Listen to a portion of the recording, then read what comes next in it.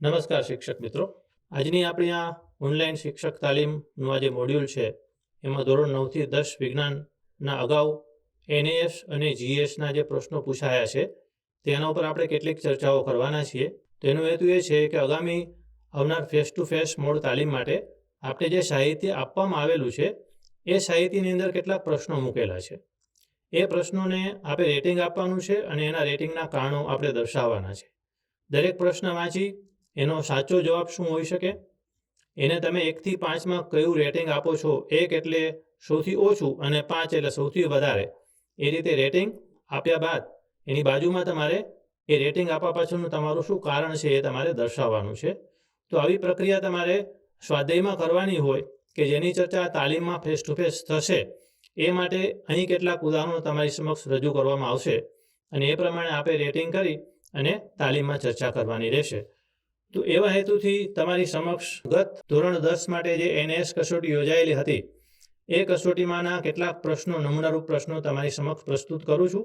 તો પ્રશ્ન 1 છે, બહિર્ગોળ અરીસામાં વસ્તુનું પ્રતિબિંબ હંમેશા ખાલી જગ્યા હોય છે. આભાસી અને નાનું, ઉલટું અને નાનું, ઉલટું અને મોટું, ચત્તું અને મોટું. એકદમ સરળ અને સામાન્ય પ્રશ્ન છે. અહીં વિદ્યાર્થીઓને બહિર્ગોળ અરીસામાં વસ્તુનું હંમેશા કેવું પ્રતિબિંબ મળે છે એ અનુભવ થયો હશે, એને જોયું હશે પ્રયોગ દ્વારા, અથવા તો એ શીખ્યું હશે તો એને જવાબ આવડી જશે. બીજો પ્રશ્ન છે, હવે આ પ્રશ્ન છે એ આકૃતિવાળો છે, એટલે બરાબર સમજી અને વાંચી અને પછી એનું વિશ્લેષણ કરીએ. આકૃતિમાં દર્શાવ્યા પ્રમાણે એક સમક્ષિતિજ સપાટી XY પર ઘર્ષણ રહિત બંને બાજુએથી ઢાળવાળા સમતલ AOB મૂકેલ છે, જે દેખાય છે AOB.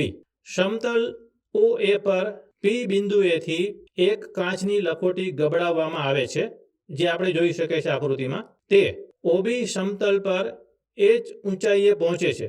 હવે સમતલ OB ને નમાવીને OC અને OD તરીકે રાખવામાં આવે છે અને લખોટીને H ઊંચાઈથી જ ગબડાવવામાં આવે છે. લખોટી દ્વારા પ્રાપ્ત કરવામાં આવતી ઊંચાઈ ઓપ્શન છે OB માટે સૌથી વધુ હશે, OC માટે સૌથી વધુ હશે, OD માટે સૌથી વધુ હશે અને D સમતલની કોઈપણ સ્થિતિમાં સમાન હશે.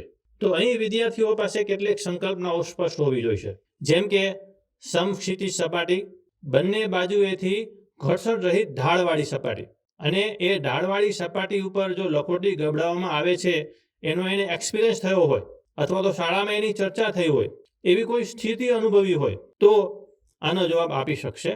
3 થી 4નું રેટિંગ પ્રાપ્ત કરે છે, કારણ કે આ પ્રશ્ન કદની દ્રષ્ટિએ મોટો છે.